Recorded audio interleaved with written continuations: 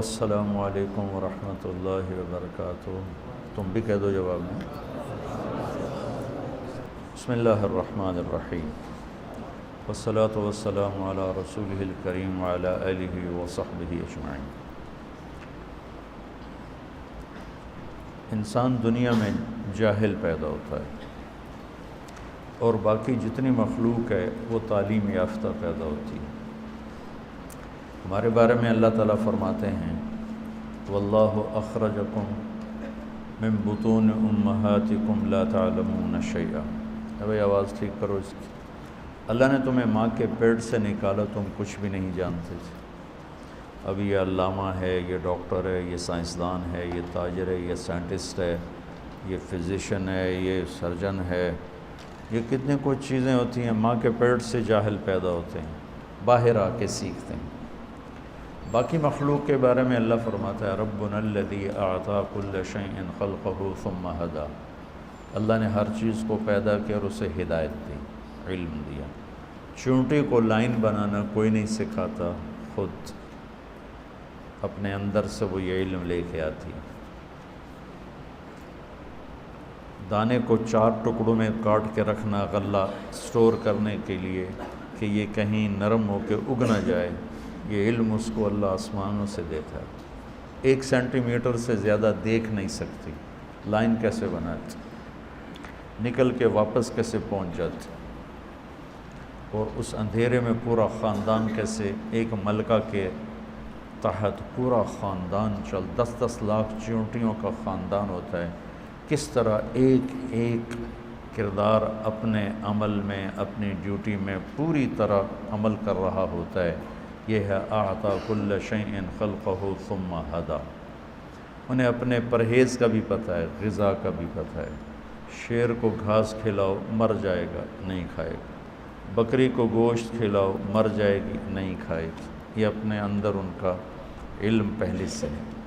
چوہا آج اپنے بل سے نکلا، بلی کو دیکھتے ہی بھاگ کے واپس۔ کیسے پتہ ہے کہ یہ بلی میری دشمن ہے؟ اور انڈے سے بچہ نکلتا ہے اور نکلتے ہی چلنا شروع کر دیتا ہے اور دانہ چگنا شروع کر دیتا ہے۔ ہمارا بچہ ماں کے پیٹ سے نکلتا ہے، اسے 1 سال تک چلانا ہی سکھانا پڑتا ہے، پھر کھلانا سکھانا پڑتا ہے، پھر کیا کھانا ہے کیا نہیں کھانا یہ بتانا پڑتا ہے۔ تو یہ فرق ہے انسان اور غیر انسان کا۔ تو یہ علم باہر سے لیتا ہے۔ اب چونکہ ہمارا پیپر تھا خلق الموت والحیات لیبلوکم ایکم احسن عملا، کہ اللہ نے ہمیں دنیا میں بھیجا انا خلقنا الانسان من نطفۃ امشاج نبتلیہ فجعلناہ سمیعا بصیرا۔ ہم نے انسان کو 2 پانیوں سے پیدا کیا کہ اس کو ہم آزمائیں، آزمائش کے لیے پھر ہم نے اس کو سننے والا بھی بنایا اور دیکھنے والا بھی بنایا۔ وجعل لکم السمع والابصار والافئدہ، اور اللہ تعالیٰ نے ہمیں آنکھیں بھی دیں اور کان بھی دیے اور دماغ بھی دیا اور دل بھی دیا۔ اور چونکہ پیپر تھا، جانور کا پیپر کوئی نہیں، لہٰذا نہ وہ غلط کرتا ہے، نہ وہ غلط سوچتا ہے، نہ وہ اپنی ترتیب زندگی میں اپنے راستے سے ہٹتا ہے۔ ہٹانا بھی چاہو تو نہیں ہٹتا۔ ہمارے لیے ہے انا ہدیناہ السبیل اما شاکرا و اما کفورا۔ ہم نے تمہیں راستہ دکھا دیا ہے، اب تم شکر گزار بنو یا کافر بنو، یہ اب تمہاری اپنی ثواب دید پر ہے کہ تم کون سا راستہ اختیار کرنا چاہتے ہو۔ تو امتحان کی وجہ سے ایک شیطانی طاقت ہے، اس کی دعوت ہے، ایک رحمان کی طاقت ہے اور اس کی دعوت ہے۔ اللہ کی دعوت انبیاء سے چلتی ہے اور آسمانی کتابوں سے چلتی ہے۔ شیطان کی دعوت زخرف القول سے چلتی ہے، غرورہ، جھوٹی باتیں،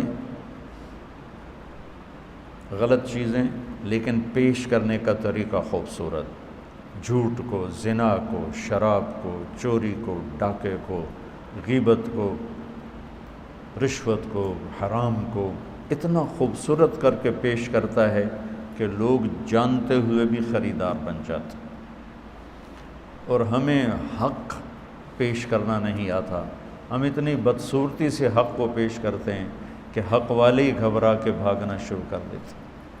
اور شیطان میں یہ وصف ہے کہ وہ اپنی ہر غلط چیز کو انتہائی خوبصورت کر کے پیش کرتا ہے۔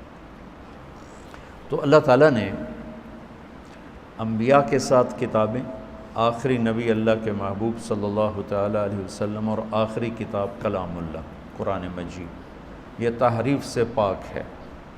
قرآن کس کا کلام ہے پہلے یہ پتہ ہونا چاہیے۔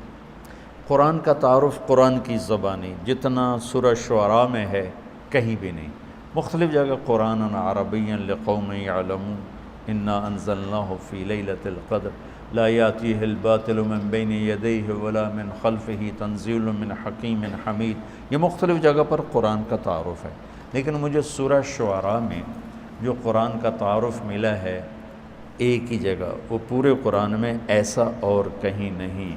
یہ میرا دعویٰ نہیں، یہ میری اپنی جستجو کے مطابق میری بات ہے، ہو سکتا ہے اس سے بھی بہتر کہیں قرآن میں آیا ہو۔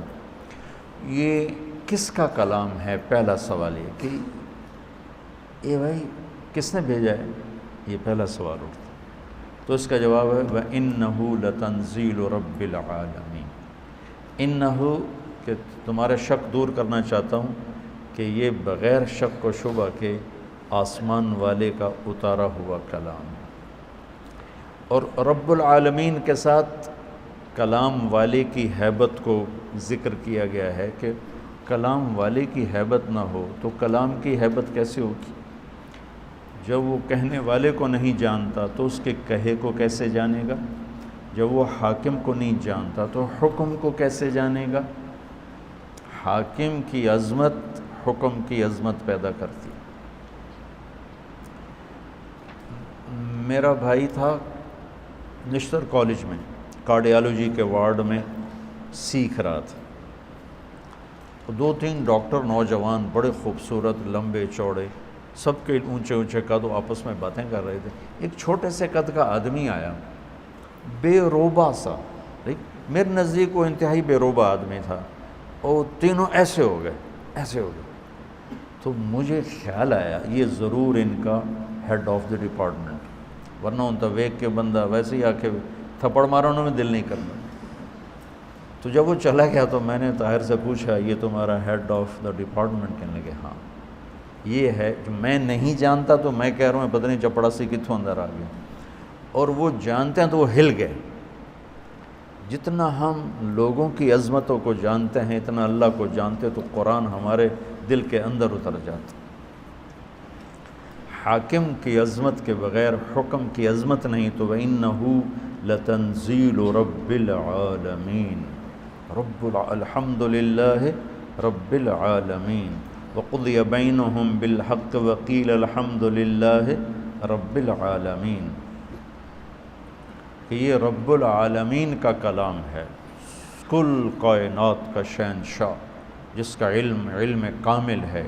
یعلم ما یلج فی الارض وما یخرج منها وما ینزل من السماء وما یعرج فیہا، کائنات کا ذرہ ذرہ جس کے سامنے کھلا ہوا ہے، یہ اس رب کا کلام ہے۔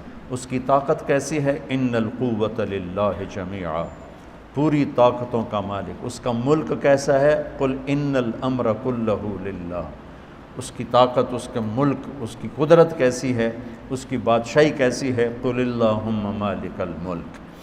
اس کی تدبیر کیسی ہے؟ یدبر الامر من السماء الی الارض، اس کا انتظام کیسا ہے؟ لا تاخذہ لا یؤودہ حفظہما، نظام چلاتا کیسے ہے؟ لا تاخذہ سنۃ ولا نوم، ہر ایک پر اس کی نظر کیسی ہے؟ لا یعزب عن ربک من مثقال ذرہ، اندھیرے میں اجالے میں کوئی فرق تو نہیں پڑتا؟ تو نہیں، سواء منکم من اسر القول ومن جہر بہ ومن هو مستخف باللیل وسارب بالنہار۔ تو وہ ایک ہی وقت میں ساری کائنات پر ایسا حاوی ہے کہ نہ غافل ہے، نہ جاہل ہے، نہ ظالم ہے، ظلم سے پاک ہے، جہل سے پاک ہے، غفلت سے پاک ہے۔ فَإِنَّهُ يَعْلَمُ السِّرَّ وَأَخْفَى، اتنا علم کامل ہے کہ زور سے بولو تو سنتا ہے، آہستہ بولو تو سنتا ہے، ہونٹ بند کر کے بولو اسے بھی سنتا ہے۔ میں نے ہونٹ بند کیے، میں نے کچھ کہا، میرے کانوں نے نہیں سنا، اللہ کہتا میں نے سنا ہے۔ تو پہلی بات یہ ہے کہ دل کو اللہ کی عظمت سے بھرنا ہوگا، تب قرآن کی عظمت آئے گی۔ اور ہم تمہیں جیسے پڑھاتے ہیں وہ ہوتا ہے قانونی طریقہ، اصطلاحی طریقہ، تو وہ اللہ کی عظمت تو نہیں آتی، اللہ کی پہچان ہو جاتی ہے، عظمت نہیں آتی، اس لیے قرآن میں ہلاتا نہیں۔ میں نے جو عربی شروع کی تھی اس لیے کہ تم قرآن کے ساتھ جڑ جاؤ۔ اللہ کرے میرا یہ خواب میرے مرنے سے پہلے پورا ہو کہ میں ایک ایسی جماعت تیار کروں جن کے دل دماغ پر قرآن کی بادشاہی ہے، جو تمام اکابر اسلام کی عزت احترام ہمارے اوپر فرض ہے، لیکن ہم قرآن سے جڑے ہوں اور اللہ کے محبوب سے جڑے ہوئے ہوں، کہ تمہارے اوپر سیرت کی چھاپ ہو، تم دیکھو تو سیرت کی نگاہ سے اور قرآن کی نگاہ سے، تم بولو تو قرآن اور سنت کے انداز سے، تم سوچو تو قرآن اور سیرت کے انداز سے۔ اس سے ابھی ہم بہت دور ہیں، ہم ذرا اکابر میں ہی پھنسے ہوئے ہیں، اس سے ابھی بہت دور ہیں۔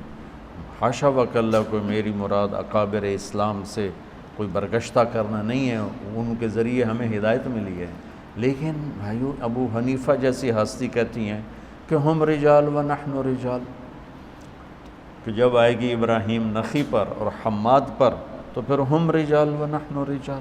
اللہ کے نبی کی بات 100% لیں گے، صحابہ کی بات دیکھیں گے، جو اس میں راجح ہوگی وہ لیں گے، لیکن جب آئے گی بات طاؤس پر اور مکحول پر اور ابراہیم نخعی پر اور حماد پر تو پھر ہم رجال و نحن رجال۔ کیا خوبصورت بات، یہ نہیں کہ انہوں تکبراً کا، ان کا وہ بھی جستجو کریں گے، ہم بھی جستجو کریں گے۔ تو اللہ کی عظمت اللہ کے تذکروں سے زندہ ہوتی، پھر قرآن کی عظمت پیدا ہوگی۔ وَإِنَّهُ لَتَنزِيلُ رَبِّ الْعَالَمِينَ۔ یہ لایا کون ہے؟ اللہ تو آسمانوں پر ہے، نبی ہماری زمینوں پر ہیں، تو یہ کون لایا ہے؟ تو اس کا جواب ہے نزل بہ الروح الامین۔ کس کا کلام ہے؟ انہ لتنزیل رب العالمین۔ کون لایا ہے؟ نزل بہ الروح الامین، جبریل فرشتہ۔ کس کے پاس آیا ہے یہ کلام؟ کس کے پاس آیا ہے؟ علی قلبک، یہ ہمارے نبی پاک صلی اللہ علیہ وسلم کے دل پر اترا ہے۔ علی قلبک، آپ کے دل پر اترا ہے، پھر لفظ بن کر آپ کی زبان سے نکلا ہے۔ اللہ کا کلام الفاظ میں بند نہیں، اس کی کوئی تشبیہ نہیں۔ صرف بخاری شریف کی روایت سے آپ لوگ جب پڑھو گے بخاری تو مثل سلسلۃ الجرس، یا رسول اللہ آپ پہ وحی آتی ہے؟ آتی۔ کیسی ہوتی؟ کہ بس جیسے گھنٹی کی آواز ہو، ایسے ہوتی، گھنٹی کی آواز۔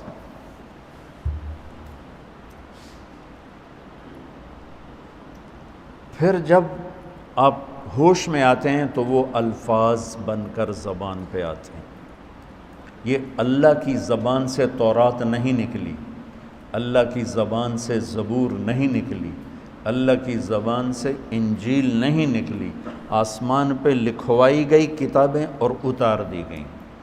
کلام وہ ہوتا ہے جو زبان سے ادا ہو۔ قرآن میرے رب کی زبان سے نکلا ہوا کلام ہے، اور کائنات کے بنانے سے 2000 سال پہلے اللہ نے پورے قرآن کی تلاوت فرمائی، پورے قرآن کی تلاوت فرمائی۔ سبحان اللہ، پتہ نہیں کیا وہ انشاءاللہ جنت میں سنیں گے، اللہ ایمان کے ساتھ لے جائے تو جنت کی سب سے بڑی نعمت وہ اللہ کا دیدار ہے اور اللہ کے زبان سے اس کے کلام کا سننا ہے۔ جب جنت کی حوریں بھی گانا سنائیں گی، ساتھ ساز بجے گا، جنت کے درخت ساز بنے گے۔ پھر داؤد علیہ السلام سنائیں گے تو جنت کے ساز درخت ساز بن کے بجیں گے۔ ہمارے نبی سنائیں گے تو جنت کے درخت ساز بن کے بجیں گے۔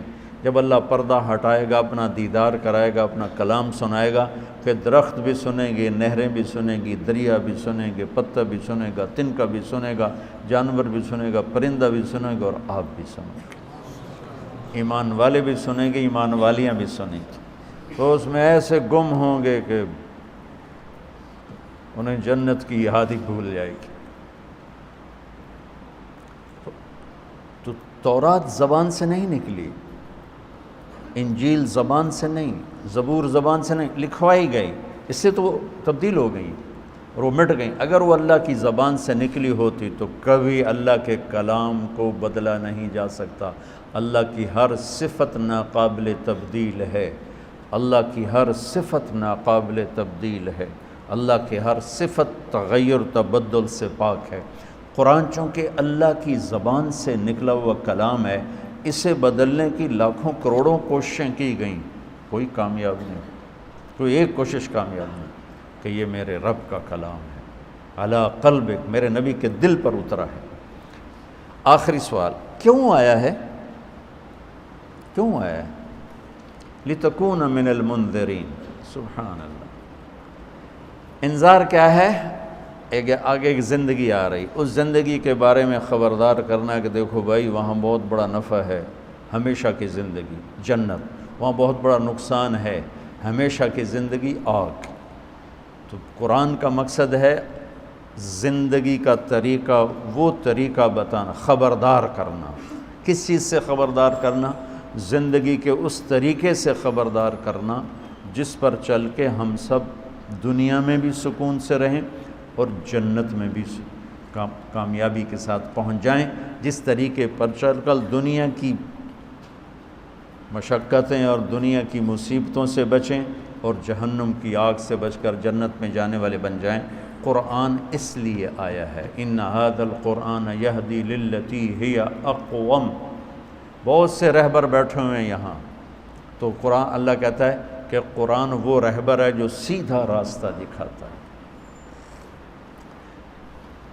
قرآن کا چیلنج آج تک باقی، کتنی سائنس ٹیکنالوجی بڑھ چکی ہے، اب تو کمپیوٹر کے ذریعے سے اعلیٰ عبارت تیار کر لو، کمپیوٹر کے ذریعے سے آسمان کے تارے توڑ کے لے آؤ، اور قرآن کا چیلنج آج بھی باقی ہے، فاتوا بصورۃ من مثلہ، کہ یہ میرے رب کا کلام ہے، ایک صورت ایسی لے آؤ، انا اعطینا جیسی ایک 3 آیات کی صورت لے آؤ۔ آج اتنے بڑے سورسز سائنس ٹیکنالوجی کے باوجود اس چیلنج کو کوئی نہیں توڑ سکتا۔ ہر چیلنج ٹوٹا ہے، ہر ریکارڈ ٹوٹا ہے، ہر ریکارڈ۔ وہ یوسف کو شوق ہے نا کرکٹ کا، بیٹے میرے کو، تو وہ سعید انور سے اس کو بڑی محبت تھی، تو اس کا ریکارڈ تھا 194 ون ڈے میں، تو وہ آیا میرے پاس گھبرایا، وہ اس کا ریکارڈ برابر کر دیا فلاں نے۔ میں کہا پتر میں تو نہیں پتا ریکارڈ ہوندہ ہی کی وہ گھبرایا، اس کا ریکارڈ برابر کر دیا۔ 4 دن بعد پتہ لگا کسی نے توڑ دیا۔ میں نے کہا بیٹا ریکارڈ ٹوٹنے کے لیے ہوتے ہیں، چیلنج ٹوٹنے کے لیے ہوتے ہیں۔ ایک چیلنج باقی ہے جو آج تک اسے کوئی چیلنج کر نہیں سکا، اور آج تک یہ تو بہت لکھا ہوا ہے کہ قرآن غلط ہے، یہ نبی کا کلام نہیں، یہ اللہ کا کلام نہیں ہے، غیر مسلموں نے لکھا ہے، یہ محمد کا اپنا کلام ہے۔ میں نے بہت پہلے 98 میں ایک کتاب پڑھی، الی من هو دونہ، ان کے نام جو ہم سے نیچے ہیں، ان کے نام جو ہم سے نیچے ہیں۔ ایک نصرانی عربی نے وہ کتاب لکھی تھی، تو اس میں قرآن پہ قرآن یہ ہے، قرآن یہ ہے، قرآن یہ ہے، لیکن اس جیسا لا کے دکھا دو یہ آج تک کوئی نہیں کر سکا۔ اگر یہ محمد صلی اللہ علیہ وسلم کا کلام ہے تو وہ ایک بشر تھے، ایک انسان تھے، تو آج تمہارے پاس کمپیوٹر کے اتنے بڑی ٹیکنالوجی ہے کہ تم کیا سے کیا تارے توڑ کے دکھا رہے ہو، تو قرآن کے لیے ایک کے بار ایک سطر لے آؤ، ایک سطر۔ تو یہ قرآن کا چیلنج آج تک باقی ہے، اسے کوئی اسے نہیں توڑ سکا۔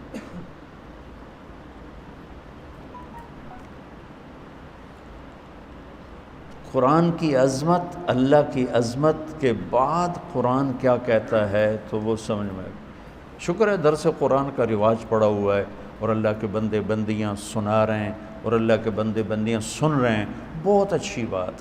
کسی بھی نیکی کو چھوٹا نہیں سمجھنا چاہیے، اور کسی کی بھی مخلصانہ محنت کو حقیر نہیں سمجھنا چاہیے، اور کسی پر ایسے حقارت والی تنقید نہیں کرنی چاہیے، پتہ نہیں کس کو کہاں سے کیا ہدایت مل جائے، تو میرے اللہ کا نظام ہے، میرے اللہ کی بات۔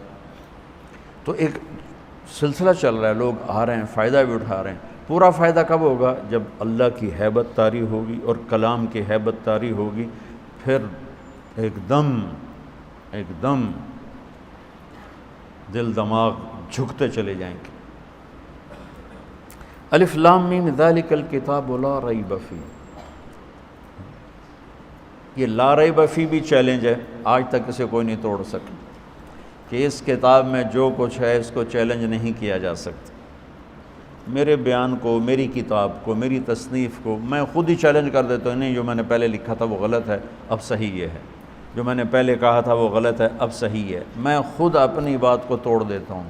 تو اوروں کو تو زیادہ طاقت ہے میری بات کو، میری کتاب کو توڑنے کی، لیکن قرآن کا چیلنج ہے لا ریب فیہ، آؤ اسے توڑ کے دکھاؤ، اس میں سے کوئی کچی بات نکال کے دکھاؤ۔ اور ریب کا ترجمہ کیا ہے؟ یہ نہیں، ہمارے پاس لفظ کوئی نہیں، اس لیے ہم شک اس کا ترجمہ کرتے ہیں۔ شک تو خود عربی کا لفظ، بل ہم فی شک منہا بل ہم منہا عمون،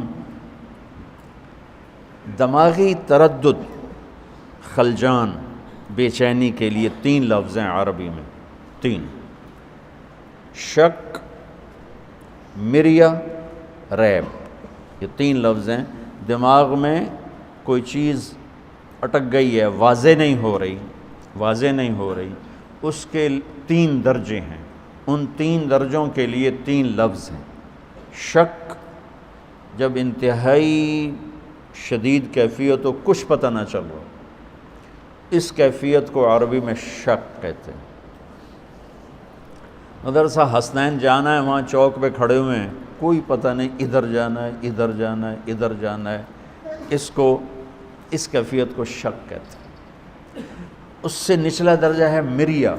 مریہ کیا ہے کہ لگتا ہے یہ راستہ ہے، لیکن یار ابھی کوئی پکا پتہ کوئی نہیں ہے۔ وہ کسی سے پوچھتا ہے یا خود دماغ میں ایک کیفیت پیدا ہوتی ہے، میرے خیال میں یہ جو راستہ جا رہا ہے نا، یہ میرے خیال میں حسنین مدرسے کو جا رہا ہے، لیکن ہو سکتا ہے یہ بھی ہو۔ تو دماغ کی پہلے کیفیت یہ تھی، یعنی کوئی جہت، کوئی طرف وزنی نہیں تھی، بلکہ ایسے پتہ نہیں یہ ہے کہ پتہ نہیں یہ ہے، پتہ نہیں یہ ہے کہ یہ ہے، اس کو شک۔ اب یہ ہو گیا کہ یار یہ ہے راستہ، چلو پتہ کرتے ہیں۔ اس کیفیت کو کہتے ہیں مریہ۔ کیا کہتے ہیں؟ بولو۔ فلا تکن فی مریۃ من لقاء ربی، مریہ قرآن نے استعمال کیا۔ تیسرا ہے لا ریب،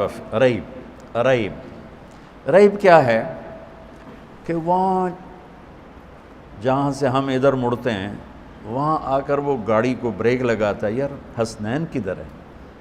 ابھی یہ جملہ پورا نہیں کیا، حسنین کدھر ہے، کہ سامنے بورڈ نظر آ جاتا ہے، اوہ اوہ، یہ میری کیفیت دیکھی، اوہ اوہ،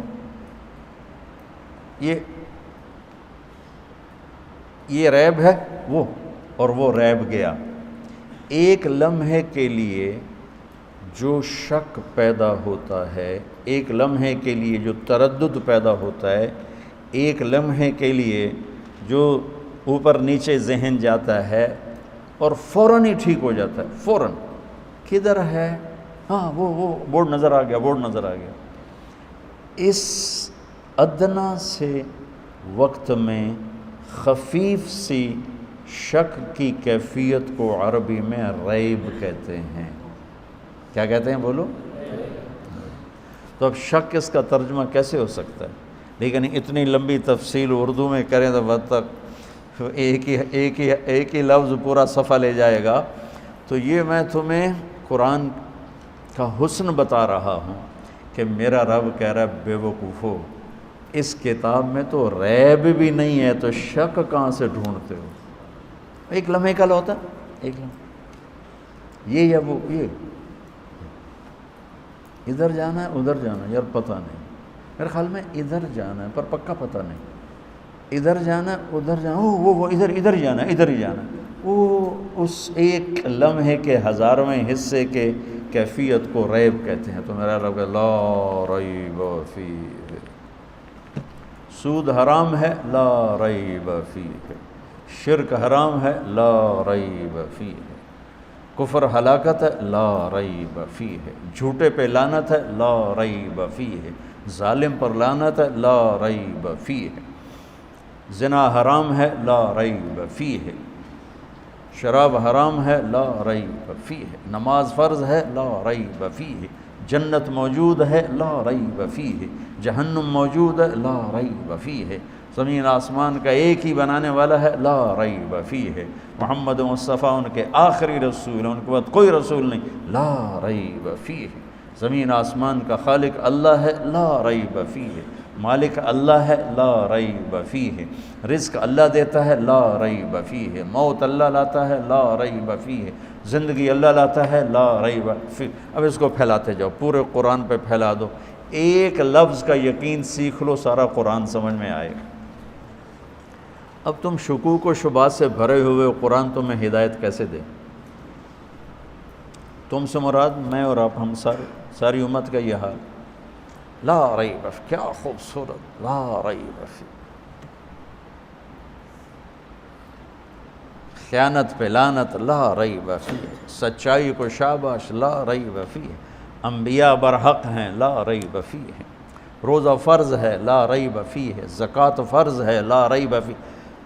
ارے اگر پاکستان کے مالدار زکوٰۃ دیں تو اللہ کی قسم پورے پاکستان میں ایک غریب بھوکا نہیں سو سکتا، صرف فیصل آباد کے تاجر زکوٰۃ دینا شروع کر دیں تو پورے پنجاب میں کوئی بھوکا نہیں سوئے گا، اتنا مال ہے لوگوں کے پاس، لیکن قرآن نہیں جانتے، لا ریب فیہ، مال کی محبت نے پاگل کر دیا، دیوانہ کر دیا، اندھے ہو گئے، نہ کسی غریب کے آنسو نظر آتے ہیں، نہ کسی بڑھیا کی آہ سنائی دیتی ہے، نہ کسی کے چہرے کے غم کو پڑھ سکتے ہیں، نہ کسی کی فریاد ان کے دلوں کو پگھلا سکتی ہے، بلکہ اشد و قسوہ، وہ پتھر سے بھی زیادہ سخت ہیں کہ مال کی حرص و ہوس نے انہیں انسانیت سے نکال کر جانور بنا دیا۔ دو ٹانگ پہ چلنے والا، بولنے والا ایک جانور ہے، جانور کو کیا پتہ رحم کیا ہوتا ہے، سخاوت کیا ہوتی ہے، ہمدردی کیا ہوتی ہے۔ شکر ہے اللہ کے نیک بندوں سے دنیا بھری ہوئی ہے، یہ مدارس چل رہے ہیں، یتیم خانے چل رہے ہیں، اللہ کا فضل ہے، لیکن وہ بہت تھوڑے لوگ ہیں۔ اگر سارے مالدار سخی ہوں، اور سخاوت کا ادنا درجہ زکوٰۃ ہے، زکوٰۃ دیتے ہوں تو کوئی غریب نہیں۔ پھر ہدی للمتقین، ہدن کیا ہے؟ متقین۔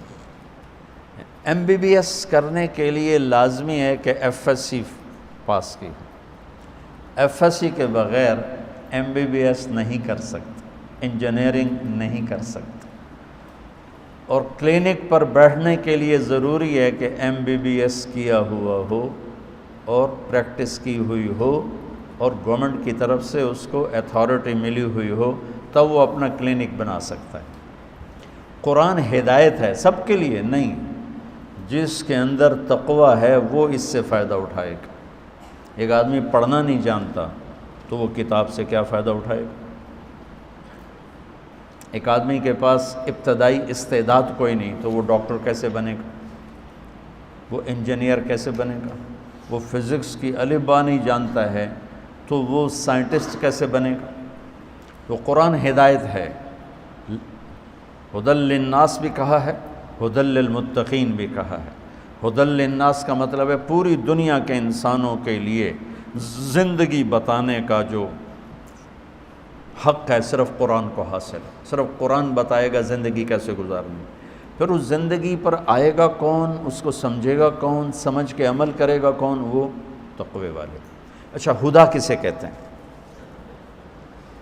ہدا سمندر میں اس ابھری ہوئی چٹان کو کہتے ہیں جو سورج کی کرنوں سے چمکنے لگتی ہے اور دور سے نظر آتی ہے۔ ہدا، دور سے نظر آنے والی چٹان کو ہدا کہتے ہیں۔ عرب سمندری سفر سے بہت ڈرتے تھے کیونکہ ریگستان کے لوگ تھے۔ بنگالی ریگستان سے ڈرتا کیونکہ وہ پانی کا آدمی ہے۔ جیسے ہم سائیکل رکھتے ہیں، ان کی کشتی ہوتی ہے۔ جب بنگلہ دیش تو بہت پھرا ہوں تو ہمارے غریبوں کے پاس سائیکل ہوتے ہیں یا موٹر سائیکل ہوتے ہیں، وہاں ان کے پاس کشتیاں ہوتی ہیں، چونکہ ادھر پانی ادھر پانی ادھر پانی ادھر پانی، تو آنے جانے کے لیے سائیکل موٹر سائیکل ہے نہیں، چھوٹی چھوٹی کشتیاں ہوتی ہیں، چھوٹے چھوٹے بچے بھگا رہے ہوتے ہیں ایسے ایسے چپو چلا کے، اس کو ہلکی پھلکی سی ہوتی ہے۔ تو جو جس جگہ رہتا ہے وہ اس ماحول کا عادی ہوتا ہے۔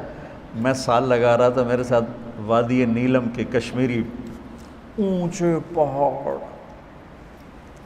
تو ایک بوڑھا کشمیری چند دن بعد کہنے لگا عجب ملوک سدھا ہی سدھا ہے سارا، سمجھو، عجب ملوک سدھا ہی سدھا، یعنی میدان ہی میدان ہے، پہاڑ ہی کوئی نہیں۔ تو اس کے لیے میدان عجیب تھا، ہمارے لیے پہاڑ عجیب۔ ہم بڑے شوق سے گئے، بچے بھی، ہم نے جانا کدھر سکردو۔ جب سکردو پہنچے تو کالے پہاڑ، ہم نے سمجھا تھا سرسبز پہاڑوں، کالے اور بڑے ہمیں واپس لے جاؤ، ہمیں واپس لے جاؤ۔ یہ جو جہاں رہتا ہے وہاں اس کا مزاج بن جاتا ہے۔ عرب صحرائی آدمی ہے، پانی سے گھبراتے تھے، پانی کے سفر سے گھبراتے، اس لیے میرے نبی نے پانی کے جہاد کا اجر دگنا بتایا کہ جو غزوۃ فی البحر ہے وہ غزوۃ فی البر سے 2 گنا اس کا اجر زیادہ ہے۔ تو انہوں نے نا نشانیاں بنائی ہوئی تھیں چٹانیں کہ یہاں سے راستہ یوں مڑتا ہے، یہاں سے راستہ جدہ کو جاتا ہے، یہاں سے ینبو کو جاتا ہے، یہاں سے عدن کو جاتا ہے، یہاں سے عقبہ خلیج عقبہ کو جاتا ہے، یہاں سے یمن کو جاتا ہے۔ اس پہاڑی وہ چٹان پانی میں ابھری ہوتی تھی، اس کو وہ ہدا کہتے تھے، اس کو وہ ہدا کہتے تھے۔ زمین کے سمندر میں ابھری ہوئی چٹانوں کو ہدا کہتے ہیں، جو روشن ہوں، جن سے کشتیاں راستہ پکڑتی تھیں، منزل کی طرف متوجہ ہوتی تھیں۔ اس چٹان سے جو کشتی ٹکراتی تھی وہ پاش پاش ہو جاتی تھی، ان کشتیوں کا مقدر ہارتا تھا۔ وہ چھوٹے چھوٹے جہاز ہوتے تھے، پہاڑ سے ٹکر ہو کر ساتھ ہی ختم۔ علم الصیغہ بہت بڑی کتاب ہے، آپ نے نام سنا ہے نا؟ علم الصیغہ بہت بڑی کتاب ہے صرف کی، میں نے ساری زبانی یاد کی تھی، ایسے سوری میں ابتدا میں کتاب میں یاد کیا کرتا تھا، مولانا تم تو تکرار بھی نہیں کرتے اور میں اللہ کے فضل سے حفظ کیا کرتا تھا، یاد کیا کرتا تھا، جنون تھا میں، جنون۔ علم الصیغہ کے جو مصنف تھے وہ تشریف لا رہے تھے حج کے لیے، تو عدن کے قریب ایک چٹان سے، پہاڑی سے ان کا جہاز ٹکرا کے پاش پاش ہو گیا، اور اسی میں ان کی شہادت ہوئی اور ان کا انتقال ہوا۔ تو ہدا اس چٹان کو کہتے ہیں جو ابھری ہوتی ہے اور سورج کی روشنی سے چمکنے لگتی ہے۔ تو قرآن اس زمانے کے سمندر میں انسانی کشتیوں کی وہ چٹان ہے جس سے انہیں راستہ ملتا ہے، جس سے انہیں روشنی ملتی ہے، جس سے انہیں منزل کا پتہ ملتا ہے۔ اور اس چٹان سے جو ٹکرائے گا، تاجر ہو، ذمہ دار ہو، فرعون ہو، حامان ہو، قارون ہو، بادشاہ ہو، وزیر ہو، فقیر ہو، ان سب کا مقدر ہلاکت۔ اور جو اس کو دیکھ کر اپنا راستہ متعین کرے گا وہ منزل تک پہنچ جائے گا۔ پانی کے سمندر میں پہاڑ نکلا ہوا، پہاڑ نکلی ہوئی چوٹی پہاڑ کی وہ ہدا ہے اور راستہ دکھاتی ہے۔ زمانے کے سمندر میں انسانی کشتیوں کے لیے جو ابھری ہوئی چٹان ہے وہ یہ قرآن ہے۔ ہدن، یہ ہدا ہے، ہدن للناس بھی ہے اور ہدن للمتقین بھی ہے۔ قربان سبحان اللہ۔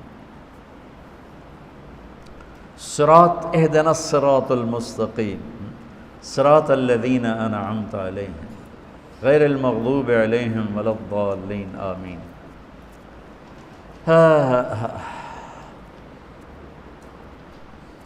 یہاں بھی ہم کہہ رہے ہیں یا اللہ ہمیں ہدا دے، ہدا، اہدنا، ہمیں ہدایت دے، ہمیں وہ چٹان دکھا چمکنے والی جس سے ہمیں راستہ ملے گا۔ سورۃ فاتحہ سے اس کی ابتدا ہو رہی ہے، سورۃ فاتحہ میں وہ اس کی ابتدا ہو رہی ہے، اہدنا، یا اللہ وہ کدھر ہے، وہ چٹان کدھر ہے، وہ روشن، جس کو دیکھ کر مجھے جنت کا راستہ ملے گا، جس کو دیکھ کر مجھے قبر کو روشن کرنے کا راستہ ملے گا، جس کو دیکھ کر مجھے اپنی زندگی گزارنے کا راستہ ملے گا، وہ کدھر ہے؟ تو اللہ کہتا ہے وہ میرے حبیب کے در پہ جھکنا پڑے گا، وہاں سے ملے گا یہ سودا۔ یہ بادشاہوں کے در پہ ملنے والا سودا نہیں ہے، سائنسدانوں کے در سے ملنے والا سودا نہیں ہے۔ اہدنا، یا اللہ میں وہ چٹان دکھا۔ صراط راستے کو کہتے ہیں روشن، چوڑا راستہ، صراط چوڑا راستہ، مستقیم سیدھا راستہ، سیدھا راستہ۔ اور صراط تلوار کو بھی کہتے ہیں، تلوار جیسے چیز کو کاٹتی ہے، راستہ سفر کو کاٹتا ہے۔ تو ہمیں وہ روشن چٹان دکھا، اور جانے کے لیے راستہ بھی سیدھا ہو اور چوڑا بھی ہو، کھلا بھی ہو۔ اور ناعمہ ایک بوٹی ہے جو سدا بہار سرسبز رہتی ہے، اس پہ خزاں نہیں آتی، تو انعمتا میں ناعمہ کا مطلب پایا جاتا ہے کہ سدا بہار، وہ راستہ سرسبز بھی ہو، سدا بہار بھی ہو، وہ سیدھا بھی ہو، وہ روشن بھی ہو، کھلا بھی ہو، وہ چوڑا بھی ہو، اور تیرے اس چٹان تک ہمیں پہنچائے۔ تو یہ سورۃ فاتحہ میں ہم نے پہلے دعا مانگ لی، اور وہ اس میں کھڈے نہ ہوں، اس میں موڑ نہ ہوں، اس میں زیادہ گھمن گھیریاں نہ ہوں کہ کہیں کوئی ہم پھسل جائیں، گر جائیں، اس میں پیٹرول پمپ ہی کوئی نہیں تو پھر ہم سفر کیسے کریں؟ تو غیر المغضوب علیہم ولا الضالین میں یہ اس تشبیہ کے ساتھ یوں جوڑو کہ وہ راستہ نہ ہو جس میں نہ روٹی ملے، نہ پانی ملے، نہ نسوار ملے، نسوار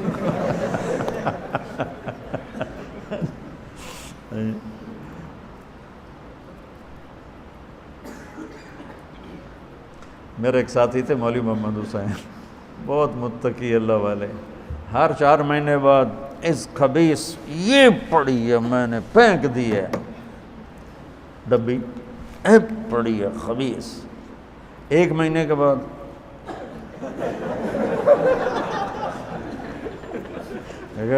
کیا کر رہے ہو؟ او یار نہیں چھوٹتی یار، میں کہا چلیے کون سی حرام ہے، لگا رہا۔ ہم نے دعا مانگی اہدنا الصراط المستقیم، سبحان اللہ، سیدھا راستہ ہو، مستقیم، صراط کھلا چوڑا راستہ ہو جس میں ہر چیز مہیا ہو اور سرسبز ہو، انعمت علیہم، اور کھڈے نہ ہوں، ٹیڑھا میڑھا نہ ہو، اندھیرا نہ ہو، غیر المغضوب علیہم ولا الضالین، آمین۔ تو یہ دعا قبول ہو کر اللہ نے کہا لو پھر میں نے ہدا کو بھیج دیا ہے، تو مجھ سے ہدا مانگ رہے تھے، یہ ہدا ہے، یہ وہ روشن چٹان ہے انسانی سمندر میں، زمانے کے سمندر کی وہ روشن چٹان ہے جس سے انسانی کشتیوں کو، تاجروں کو، ذمہ کو، کاشتکاروں کو، مردوں کو، عورتوں کو، خاندانوں کو، حکمرانوں کو، وزیروں کو، سیاستدانوں کو، مزدوروں کو، غریبوں کو، امیر کو، عرب کو، عجم کو، کالے کو، گورے کو، اندھے کو، کوڑھی کو، معذور کو، صحیح کو، پہلوان کو، سب کو راستہ دکھانے والا یہ ہے، اس سے راستہ تلاش کرو۔ ہدن للمتق، اور تقوی والے کوئی آسمان سے آتے ہیں، کتنے سوکھے کام بتائیں، او جی تقویٰ تو جو بڑی مصیبت ہے جی، کیویں متقی بنی ہے، قربان جاؤ رب پر، کیا خوبصورت، کتنا آسان کر کے بتایا ہے۔ وہ میں ڈردے کیوں ہو؟ 4 تا گلن کر لو تو تسی تقوی والے ہو۔ بھائی کوئی 50 باتیں نہیں بتائیں، میں قربان جاؤں میرے مولا تو کتنا کریم ہے، کتنا مہربان ہے۔ وہ بتاتا بھائی 500 چیزاں گنوا دیتا، 50 چیزاں دس دینا۔ الذین یؤمنون بالغیب نمبر 1، ویقیمون الصلاۃ نمبر 2، ومما رزقناہم ینفقون نمبر 3، والذین یؤمنون بما انزل الیک وما انزل من قبلک، یہ ایک ہی ہے 4، وبالآخرۃ ہم یوقنون 5، ٹوٹل 5 کا تقوی اتنا۔ اور تسی تا جی بڑے تقوی والے ہو، اسی تا جی بڑے گناہگار ہیں، او بھائی آپ تو دیندار لوگ ہیں، ہم تو دنیا دار۔ یہ جو کلاسیفیکیشن ہے نا، دیندار دنیا دار، اس نے بڑی تباہی پھیلائی ہے ذہنی۔ ہم اللہ کے فضل سے دیندار ہیں، یہ لوگ تکبر کا شکار ہے عام طور پر، 5 انگلیاں برابر نہیں۔ یہ اپنے آپ کو دیندار سمجھنے والے نیکی کے تکبر کا شکار ہیں، نیکی کے تکبر کا شکار۔ پردے کرنے والی عورت بے پرد کو حقارت سے دیکھتی، داڑھی رکھنے والا بغیر داڑھی والے کو حقارت سے دیکھتا ہے، نماز پڑھنے والا بے نمازی کو حقارت سے دیکھتا ہے، حلال کمانے والا حرام کمانے والے کو حقارت سے دیکھتا ہے۔ دیندار ہیں جی، یہ نقصان ہے دینداری کے لیبل لگانے سے۔ اور ہم تو جی دنیا دار لوگ ہیں، آپ دیندار ہیں، دنیا دار کہہ کر ہر حرام کو حلال کر دیا جی، ہم تو دنیا دار ہیں۔ زنا کیوں کرتے ہو؟ ہم دنیا دار۔ شراب کیوں پیتے ہو؟ دنیا دار ہیں۔ سود کیوں کھاتے ہو؟ دنیا دار ہیں۔ جھوٹ کیوں بولتے ہو؟ دنیا دار ہیں۔ یہ کیا ظلم و ستم؟ رشوت کیوں لیتے ہو؟ دنیا دار۔ کھوٹ کیوں کرتے ہو؟ دنیا دار۔ دیندار دنیا، یہ دونوں چیزیں غلط ہیں۔ ہر مسلمان دیندار بھی ہے، دنیا دار بھی ہے۔ جو کلمہ پڑھتا ہے وہ دیندار ہے، اور جو دنیا میں رہتا ہے وہ دنیا دار ہے۔ اس کتاب سے یعنی یہ وہ علم ہے جس کی کوئی انتہا نہیں۔ میرے نبی کا فرمان ہے وَإِذَا الْتَبَسَتْ عَلَيْكُمُ الْأُمُورُ كَقِطْعِ اللَّيْلِ الْمُظْلِمِ فَعَلَيْكُمْ بِالْقُرْآنِ فَإِنَّهُ مَاحِلٌ مُصَدَّقٌ وَشَافِعٌ مُشَفَّعٌ مَنْ جَعَلَهُ أَمَامَهُ قَادَهُ إِلَى الْجَنَّةِ وَمَنْ جَعَلَهُ خَلْفَهُ سَاقَهُ إِلَى النَّارِ، کہ جب اندھیری رات کی طرح فتنے ٹوٹ پڑیں تم پر تو قرآن کو پکڑ لینا، قرآن کو پکڑ لینا۔ قرآن کو پکڑنے کا مطلب ہے کتاب کو سینے سے لگا لینا، قرآن کو پکڑنے کا مطلب قرآن کی تعلیمات کو سینے سے لگا لینا کہ یہ تمہیں جنت میں لے جائے گا۔ تو میرے عزیزو، یہ وہ ہاں ایک حدیث سناؤں آپ کو، ابن القیم رحمۃ اللہ علیہ نے نقل کیا، بڑے زمانے بعد یاد آئی۔ جنت میں ایک مجلس ہوگی جس میں صرف اہل علم شرکت کریں۔ ہم علماء تو نہیں ہیں، لوگ ہمیں علماء کہتے ہیں، اور دعا کرو یہ نسبت ہماری اللہ باقی رکھے اور اسی پر ہماری موت آئے۔ یہ نہ کہا جائے کہ فلاں ذمہ دار مر گیا، فلاں تاجر مر گیا، فلاں عالم مر گیا، کہ لوگ گواہی دیں کہ عالم تھے، تو پھر اللہ تعالیٰ ہماری 2 نمبری کو بھی معاف فرمائے گا۔ کہ ایک حدیث ہے بڑی پیاری، ساری حدیثیں پیاری ہیں، لیکن یہ جیسے ہمارے جیسے جو علماء کہلاتے ہیں ان کے لیے اذا مات العبد واللہ یعلم منہ شرا ویقول الناس فیہ خیرا فیقول اللہ تعالی قد قبلت شہادت عبادی لعبدی وعفوت عن علمی۔ سبحان اللہ۔ میرے نبی نے فرمایا کہ اللہ تعالیٰ فرماتے ہیں جب میرا کوئی بندہ مرتا ہے اور اللہ جانتا ہے کہ 2 نمبر کام ہے، سارا غلط آدمی ہے، لوگ کہتے ہیں مولانا صاحب، حافظ صاحب، تبلیغی صاحب، پیر صاحب، حضرت صاحب، لوگ تعریف کرتے ہیں، تو میں قربان جاؤں اس کریم ذات پر، جب وہ پیش ہوتا ہے اللہ کے سامنے تو اللہ فرماتے ہیں مجھے تو پتہ ہے تو غلط آدمی، لیکن میرے بندے کہہ رہے ہیں تو اچھا ہے، تو میں اپنے علم پہ نہیں لوگوں کی گواہی پہ فیصلہ کرتا ہوں، چل جا معاف کیا، کیوں معاف۔ تو جنت میں ایک محفل لگے گی جس میں صرف علماء ہوں، اور اس محفل میں کیا بات چلے گی؟ قرآن چلے گا۔ قرآن کے حروف پر، الفاظ پر، معانی پر بحث ہوگی، اور اللہ ہر ایک پر اپنے علم کا فیضان فرمائے گا، اور پھر اس میں جو لذت اور حلاوت ہوگی، اللہ کے بعد، اللہ کے دیدار اور اللہ کے کلام سننے کے بعد اگر کسی چیز میں حلاوت اور لذت ہوگی تو اس میں ہوگی۔ اس میں لگ کے انہیں ہر شے بھول جائے گی، نہ انہیں جنت یاد رہے گی، نہ جنت کی بیویاں یاد رہیں گی، نہ جنت کے کھانے یاد رہیں گے۔ دعا کرو اللہ ہمیں اس محفل میں شریک مجلس رکھے، ہم بھی اس مجلس کے شرکاء میں آ جائیں، چلو ان کے نوکر بن کے بیٹھ جائیں، پانی پلانے والے ہی بن کے بیٹھ جائیں، لیکن ہم بھی اس محفل میں آ جائیں۔ تو بچوں، رمضان کو قرآن سے مناسبت ہے، اور قرآن کو رمضان سے مناسبت ہے کہ اس میں اللہ نے اس کو اتارا، تو اللہ نے ہمیں کہا کہ اس کو سنو، اس کو پڑھو۔ تو میں اب 1 گھنٹے میں اب میری تمہید ہی 1 گھنٹہ میں لے گئی، تو اب میں آگے کیا بیان کروں، لیکن اس میں یہ ایک مولانا زبیر صاحب نے مجھے آیت نکال کے دی ہے، یہ آپ سب کو سنانے کی اور آپ کے ذریعے سارے سنیں گے کہ اس میں میرے اللہ نے کس طرح ہمیں زندگی گزارنے کا طریقہ سکھایا ہے۔ میں یہ چاہتا ہوں کہ قرآن کے سارے پہلو تو 1 گھنٹے میں سامنے نہیں آ سکتے، اور نہ ہی سارا قرآن اس طرح آ سکتا ہے۔ میری کوشش ہوگی کہ اللہ مجھے ہمت دے، توفیق دے، میں سر درد کی وجہ سے بھی عاجز معذور سا ہوں، کہ قرآن ہمیں کس زندگی کا پتہ بتاتا ہے وہ آپ کو، وہ اللہ کرے ہمارے سامنے آ جائے۔ چونکہ جب آپ درسی کتابیں پڑھ رہے ہوتے ہیں تو یہ چیز اتنی نمایاں نہیں ہوتی ہے، تو اللہ کرے اللہ مجھے توفیق دے تو میں آپ کو قرآن کس زندگی کا داعی ہے وہ زندگی آ جائے، وہ زندگی سے ہم بڑے دور ہیں۔ تو یہ ایک آیت ہے، وَإِذْ أَخَذْنَا مِيثَاقَ بَنِي إِسْرَائِيلَ لَا تَعْبُدُونَ إِلَّا اللَّهَ وَبِالْوَالِدَيْنِ إِحْسَانًا وَذِي الْقُرْبَى وَالْيَتَامَى وَالْمَسَاكِينِ وَقُولُوا لِلنَّاسِ حُسْنًا وَأَقِيمُوا الصَّلَاةَ وَآتُوا الزَّكَاةَ ثُمَّ تَوَلَّيْتُمْ إِلَّا قَلِيلًا مِّنكُمْ وَأَنْتُمْ مُعْرِضُونَ۔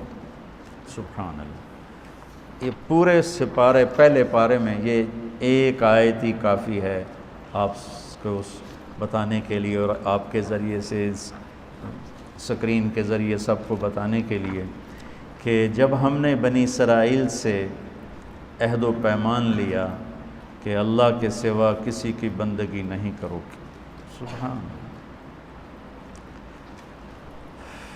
وما خلقت الجن پہلے ترجمہ کر لوں، اور والدین کے ساتھ احسان کرو گے، اور رشتہ داروں کے ساتھ، یتیموں کے ساتھ، مسکینوں کے ساتھ احسان کرو گے، اور لوگوں سے جب بات کرو گے تو خوبصورت بات کرو گے، اور نماز پڑھو اور زکوٰۃ دو۔ لیکن پھر تم میں سے بہت تھوڑے تھے جنہوں نے یہ کیا، اکثروں نے میری بات سے منہ موڑ لیا۔ یہ اللہ تعالیٰ نے بنو اسرائیل کو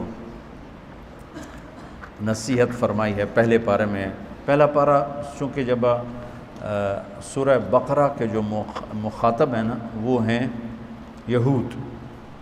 یہودی، جب آپ مکے میں مدینہ میں تشریف لائے ہیں تو سورۃ بقرہ وہاں اترنا شروع ہوئی، اور سورہ بقرہ ساری بنو اسرائیل کے گرد گھومتی، اور سورہ آل عمران نصارہ کا وفد آیا تھا، تو سورہ آل عمران میں نصارہ کو، عیسائیوں کو دعوت، سورہ بقرہ میں بنی اسرائیل کا ذکر ہے اور یہودیوں کو دعوت، اور آل عمران میں ان کو دعوت ہے، عیسائیوں کو دعوت۔ تو یہ اللہ تعالیٰ بنی اسرائیل سے بات فرما رہا ہے، اور یہی چند باتیں جو سارے معاشرے کو خوبصورت بنا دیتی۔ سب سے پہلے ہم اس کو جانیں جو ہمارا پیدا کرنے والا ہے، عبادت صرف اس کی ہے۔ وہ کیا ہے؟ وہ اللہ، لا تعبدون الا اللہ وما خلقت الجن والانس الا لیعبدون یا ایھا الناس اعبدوا ربکم الذی خلقکم والذین من قبلکم لعلکم تتقون۔ یہ پہلے دوسرے کے تیسرے رکوع میں یہ آیت آ جاتی ہے کہ اے لوگو اس رب کی بندگی کرو۔ عبادت سے مراد عام طور پہ نماز لے لیتے ہیں ہم۔ عبادت ایک وظیفہ ہے، ایک نوکری ہے۔ نوکری سے اس کی ہم وہ تشبیہ دے کر سمجھ سکتے ہیں کہ جیسے ایک نوکر ہوتا ہے 8 گھنٹے کے لیے وہ اپنی مرضی چھوڑ دیتا ہے، 10 گھنٹے، کسی کی ڈیوٹی 12 گھنٹے، 10 گھنٹے، 12 گھنٹے، 8 گھنٹے۔ یورپ میں 8 گھنٹے سے زیادہ آپ کسی سے ڈیوٹی نہیں لے سکتے، اگر زیادہ لیں گے تو آپ کو پیسے دینے پڑیں گے۔ وہ لوگوں کے حقوق کا بڑا خیال کرتے ہیں۔ ہمارے ہاں تو مالدار لوگ پیس کے رکھ دیتے، 12 گھنٹے ڈیوٹی لیتے ہیں، 16 گھنٹے ڈیوٹی لیتے ہیں، اور 1 روپیہ اوپر نہیں دیتے ان کی تنخواہ سے۔ تو بیچارے غربت ہے، لوگ تھوڑے پیسوں پر بھی کام کرنے کے لیے تیار ہو جاتے ہیں۔ لیکن میرے نبی کا فرمان ہے، جس نے کسی سے کام لیا، مزدوری لی، اور اس کا پورا حق اسے ادا نہ کیا، تو قیامت کے دن اس مزدور کا میں وکیل بن کے اللہ سے بات کروں گا۔ تو ایک مزدور یا ایک افسر، ایک ملازم 12 گھنٹے، 8 گھنٹے، 10 گھنٹے کسی کا ہو جاتا ہے، کیا کرنا ہے جی؟ یہ ٹھیک ہے، یہ نہیں کرنا ٹھیک ہے، ادھر بیٹھو ٹھیک ہے، اٹھ جاؤ ٹھیک ہے، یہ لکھ کے لاؤ ٹھیک ہے، یہ نہیں لکھنا ٹھیک ہے، یہ سائن کرو جی بہت اچھا، وہاں لاہور چلے جاؤ یہ فائلیں ہیں فلاں آدمی کو دیکھ جی بہت اچھا۔ وہ 10-12 گھنٹے کے لیے اپنی ہر شے چھوڑ دیتا ہے اور اپنے مالک کی ہر بات مانتا ہے، واپسی پہ مہینے کے بعد اسے اس کا معاوضہ مل جاتا ہے۔ اس کو پھیلا دیں ہوش میں آنے سے لے کر موت تک۔ اس کو 15 برس کی عمر علماء نے لکھی ہے کہ 15 برس سے موت تک میں نوکر ہوں اپنے مولا کا، اپنے رب کا، اپنے اللہ کا، میں نوکر ہوں۔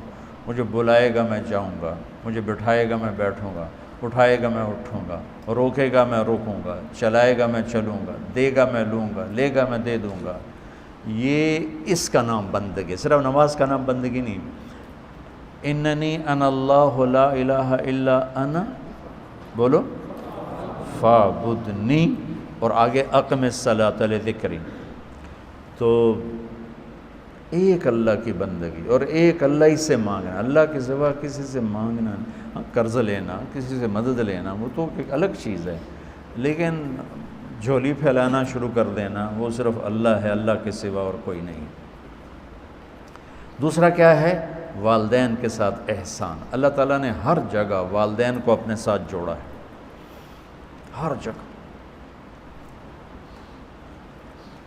یا بنی لا تشرک باللہ ان الشرک لظلم عظیم، آگے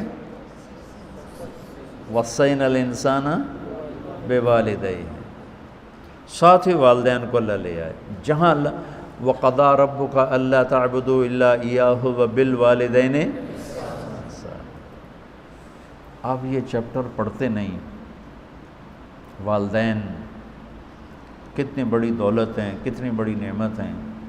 میں نے ایک دفعہ اپنے استاد جی سے کہا، میں نے کہا استاد جی آپ نے ہمیں تبلیغ سکھائی، آپ کا احسان ہے، آپ نے ہمیں علم سکھایا، آپ کا احسان ہے، آپ نے ہمیں ایک راستہ دیا، یہ آپ کا احسان ہے، لیکن آپ نے ہمیں زندگی نہیں سکھائی، معاشرت نہیں سکھائی کہ ہم نے گھر میں کیسے رہنا ہے، تو ہم ایسے جانور بن کے گھر میں سلوک کرتے رہے۔ تو دو استاد بیٹھے تھے، مولانا احسان صاحب، مولانا عبد الرحمن صاحب۔ مولانا احسان صاحب تو رونے لگے، کہنے لگے بہت دیر بعد تو نے بتایا۔ میں نے کہا مجھے جب سمجھ میں آیا اسی وقت میں نے بتایا۔ مولانا عبد الرحمن صاحب یہ دونوں میرے بہت بڑے محسن ہیں، میرے محبوب ہیں، یہ دو استاد نہ ہوتے تو کب کا میں فارغ ہو گیا ہوتا، تبلیغ چھوڑ کے گھر بیٹھا ہوتا۔ جو مجھ پر بیتی ہے، جو ساز سے نکلی ہے وہ دھن سب نے سنی ہے، جو تار پہ گزری ہے وہ کس دل کو پتہ ہے، اشکوں سے جو پایا ہے وہ، یہ شکیل بدایونی بڑا شاعر گزرا ہے، اس کے اشعار ہیں، اشکوں سے جو پایا ہے وہ گیتوں میں سنایا ہے۔ اس کی زیادہ شاعری فلمی گیت تھے، مغل اعظم کے گیت اس نے لکھے تھے، لا یعنی بھی سن لو نا ساتھ ساتھ، مغل اعظم کے گیت اس نے لکھے تھے۔ تو اس کا شعر ہے، اشکوں سے جو پایا ہے وہ گیتوں میں سنایا ہے، جو اس نے گیت زیادہ لکھے۔ پھر بھی سنا ہے کہ زمانے کو گلا ہے، جو ساز سے نکلی ہے وہ دھن سب نے سنی ہے، جو تار پہ گزری ہے وہ کس دل کو پتہ ہے۔ میں اس کو یوں تبدیل کرتا ہوں شکیل بدایونی کی روح سے معافی مانگنے کے ساتھ، کہ اشکوں سے جو پایا ہے وہ بیانوں میں سنایا ہے، اشکوں سے جو پایا ہے وہ بیانوں میں سنایا ہے۔ پھر بھی سنا ہے کہ زمانے کو گلا ہے، جو ساز سے نکلی ہے وہ دھن سب نے سنی ہے، جو تار پہ گزری ہے وہ کس دل کو پتہ ہے۔ ہم پھول ہیں لائے ہیں اوروں کے لیے خوشبو، لے دے کے ہمیں تو بس ایک داغ ملا ہے۔ یہ میرے بڑے محبوب استاد ہیں، ان کے احسان اللہ ہی دے تو دے، میں تو نہیں دے سکتا۔ مولانا عبد الرحمن صاحب کہنے لگے نہیں ہم نے سکھائی ہے۔ میں نے کہا میری ان سے محبت بھی بے تکلف، میں نے کہا نہیں استاد جی سکھائی نہیں، بس ایسے گزارا ہے۔ تو خیر بات ادھر ادھر ہو گئی۔ والدین کا کیا مقام ہے واللہ ہم نہیں سمجھے تھے، چونکہ ہمیں بتایا ہی نہیں گیا۔ تو پھر میرے استاد کہنے لگے کیسے؟ میں نے کہا چھوٹی سی بات آپ کو بتاتا ہوں۔ میری ماں کو ٹنڈ کرانے سے نفرت تھی، تو ماں کے لیے تو نفل نماز چھوڑی جا سکتی، تو وہ مجھے کہتی ٹرینڈ نہ کرایا کرو، جس دن کہتی ٹرینڈ نہ کرایا کرو اسی دن میں اس طرح پھر کے آ جاتا کہ میں نے ماں کی اصلاح کرنی۔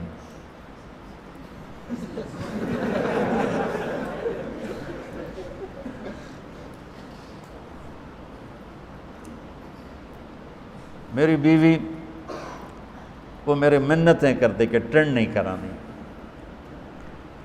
جس دن کہتے میں ٹرینڈ کراتا۔ میرے بال بڑے ہوئے تھے تو وہ کہنے لگے آج میری ایک سہیلی آ رہی ہے، اللہ کے واسطے ٹرینڈ نہ کرانا، میں تم نے ملانا چاہتی ہوں۔ میں نے کہا ٹھیک۔ میں بازار گیا، اس طرح پھر آیا۔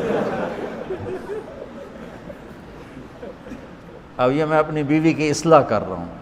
تم چونکہ مولوی بن رہے ہو نا، جب تمہاری شادیاں ہوں گی تمہیں شیطان پٹی پڑھائے گا میں نے بیوی کی اصلاح کرنی۔ بیوی کی اصلاح نہیں کرتی، بیوی سے عشق کیا جاتا ہے۔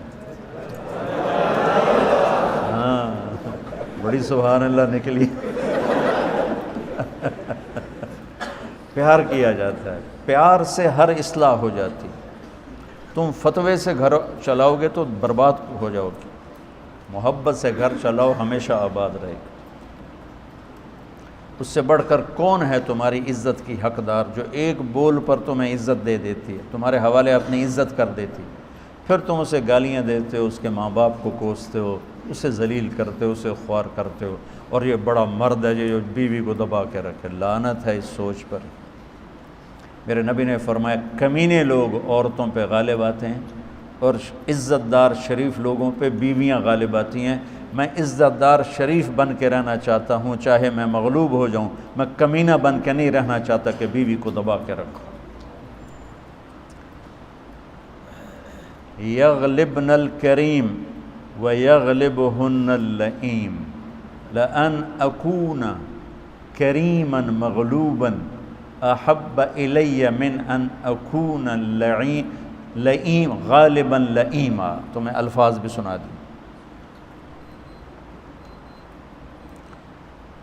تو والدین بہت بڑا، میرے نبی نے کیا کہا تھا، کاش میری ماں زندہ ہوتی تو میں کیا کرتا۔ میں سورۃ فاتحہ پڑھ رہا تھا اور ادھر سے آواز آتی بیٹا محمد، تو میں ماں کے لیے نماز چھوڑ دیتا۔ سبحان اللہ۔ تو آپ بچے پڑھتے نہیں ہو ماں باپ کا مقام کیا ہے، تمہارے ہیں قیمتی جانو۔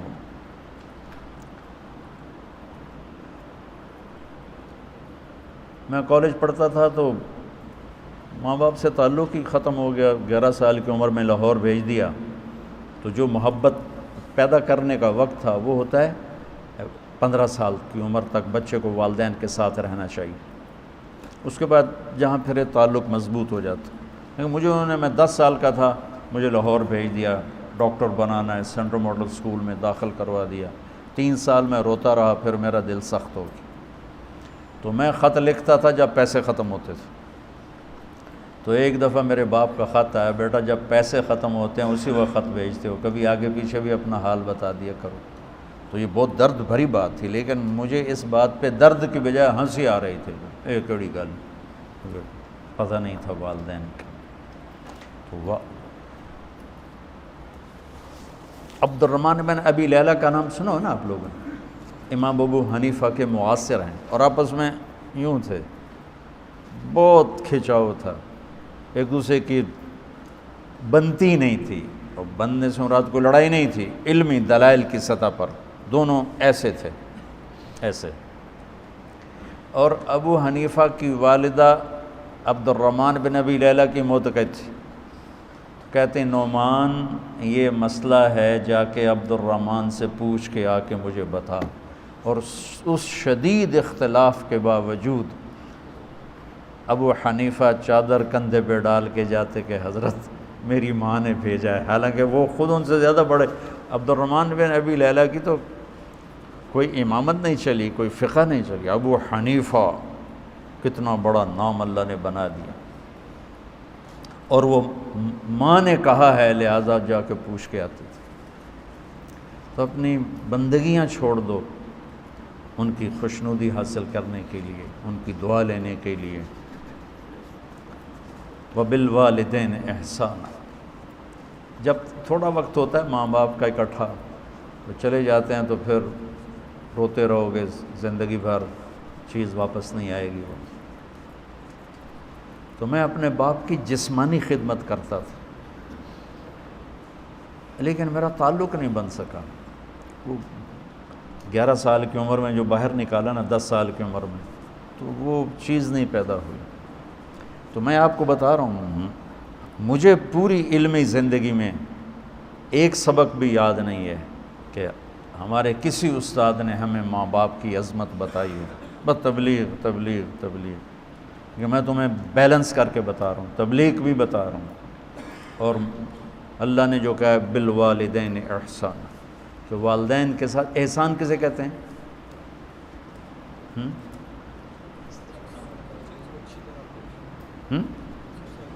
ہیں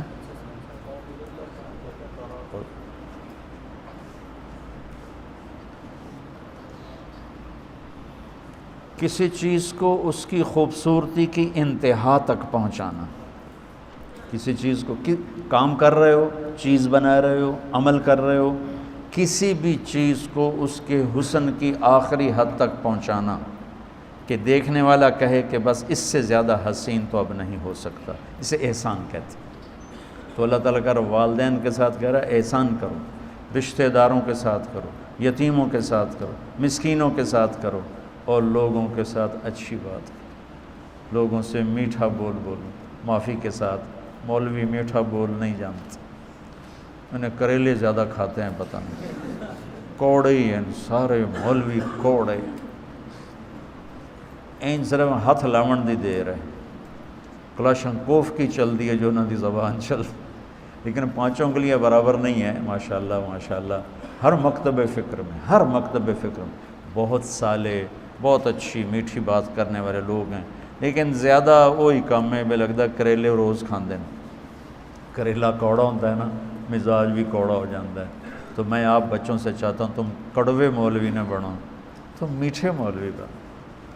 وہ مجھ سے ایک تاجر نے پوچھا تھا نا کہ جی مدرسے کے لڑکے غصے والے ہوتے، کالج کے لڑکے اتنے غصے والے نہیں ہوتے۔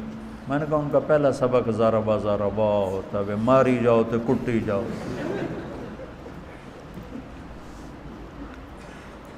تو یہ آج بس ایک ہی آیت، پورے ایک پارے میں سے یہ ایک آیت ہی ایسی زبردست ہے، کیا کرو؟ صرف اللہ کی بندگی کرو۔ فرائض کے بعد 24 گھنٹے اللہ کیا چاہتا ہے؟ تو 3 باتیں کر لو۔ ایک، ہمیشہ سچ بولو، ایک ہمیشہ دیانتداری سے کام کرو، ایک کسی پر زیادتی نہ کرو، تو 24 گھنٹے کی زندگی تمہاری عبادت ہو جائے گی۔ اگر میں اور آپ یہ چاہتے ہیں کہ ہماری ساری زندگی تعبدون ہو جائے، کہ ہم اللہ کی بندگی کریں، تو بندگی 5 نمازیں ہیں، روزے اب 30 ہیں، اس کو آگے تو بڑھا نہیں سکتے، حج 1 دفعہ ہے، پوری زندگی بندگی بن جائے۔ سچ بولنا ہے۔ ایک حدیث سنا دیتا ہوں، آپ نے فرمایا 4 باتیں لے لو، موج کرو، سب کچھ تمہارا ہے۔ 4 اذا كانت فیک لا يضرك ما فاتك من الدنيا۔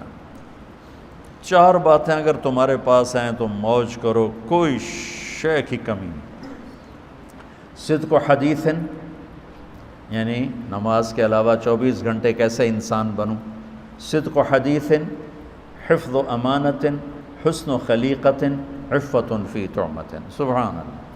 فرمایا سچ بولنا، جھوٹ نہ بولنا، امانت داری سے کام کرنا، دھوکہ نہ دینا، اچھے اخلاق بنانا، بد اخلاق نہ بننا، رزق حلال کمانا، حرام نہ کمانا، جاؤ موج کرو۔ تو اللہ نے بنی اسرائیل کا گلہ کیا کہ لیکن وَأَقِيمُوا الصَّلَاةَ وَآتُوا الزَّكَاةَ، نماز پڑھو، زکوٰۃ دو، لیکن تم تو سارے ہی بگڑ گئے، تم میں تھوڑے تھے جو یہ کام کرنے والے تھے۔